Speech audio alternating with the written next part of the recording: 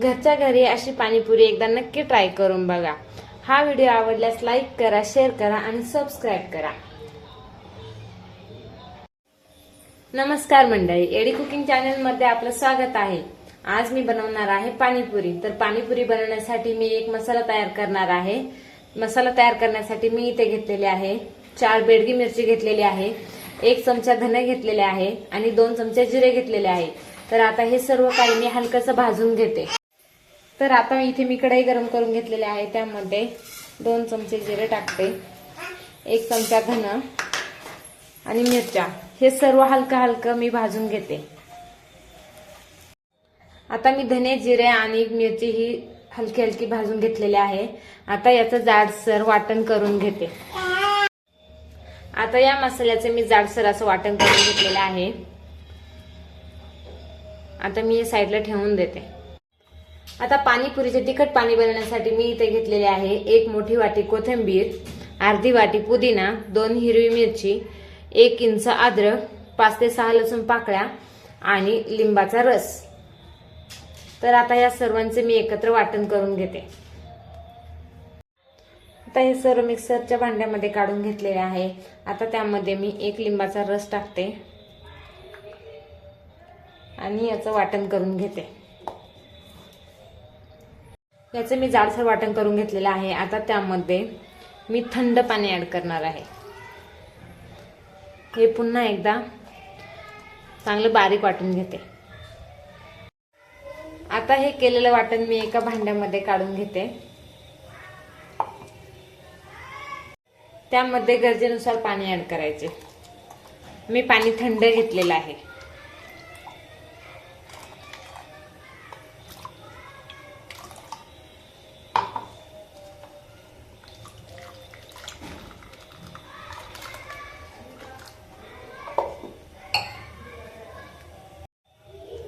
आता मी त्यामध्ये चवीप्रमाणे काळे मीठ टाकणार आहे, चाट मसाला, आमचूर पावडर, चवीप्रमाणे साधं मीठ,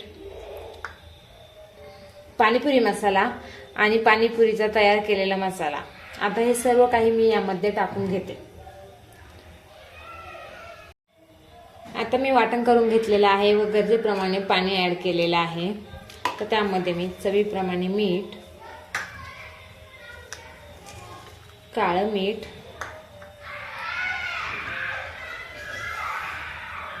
चाट मसाला,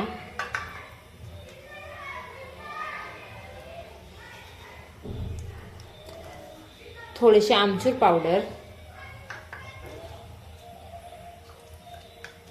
आणि थोडासा पाणीपुरी मसाला, हे सर्व टाकलेलं आहे। आता हे मिक्स करून घेणार आहे। आता मी तयार केलेला हा सिक्रेट मसाला टाकणार आहे। तर पुन्हा एकदा हे चांगलं मिक्स करून घेणार आहे।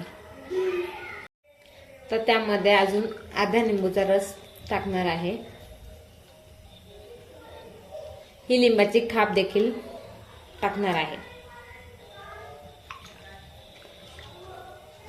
आता आपलं तिखट पाणी हे तयार झालेलं आहे। आता यामध्ये मी सर्व मसाले ऍड करून 1 लिंबाची खाप त्यामध्ये टाकलेली आहे। अशा प्रकारे आता आपलं तिखट पाणी हे तयार झालेलं आहे।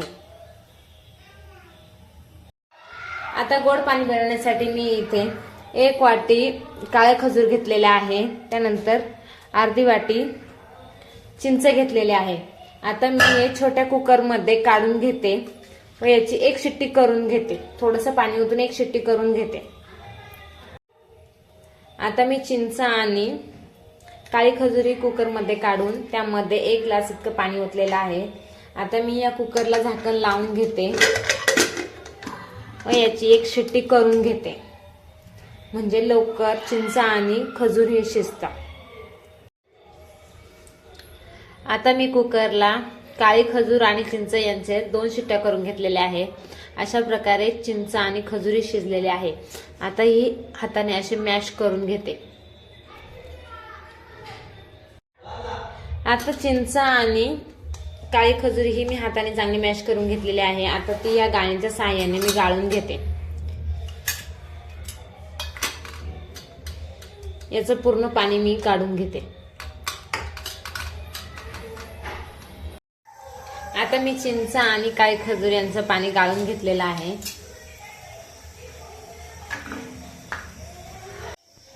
तर आता यामध्ये मी पाणीपुरीचा तयार केलेला मसाला टाकणार आहे. चाट मसाला, त्यानंतर पाणीपुरी मसाला, आमचूर पावडर आणि चवीप्रमाणे हे काळं मीठ.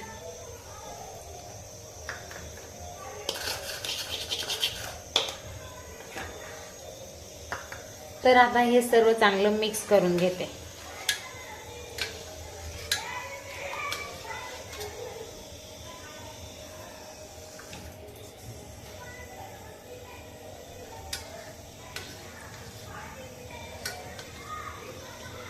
आता मी हे गोड पाणी देखील तयार केलेलं आहे. तर हे पण मी साईडला ठेवून देते. तर रगडा चाट बनवण्यासाठी मी इथे पिवळे वाटाणे हे भिजून घेतलेले होते. पिवळा वाटाणा व बटाटा हे मी हळद आणि मीठ टाकून कुकरला शिजवून घेतलेले आहे. आता हे मी मॅश करून घेणार आहे. आता या मॅशरने मी हा वाटाणा आणि बटाटा हा अशा प्रकारे मॅश करून घेणार आहे.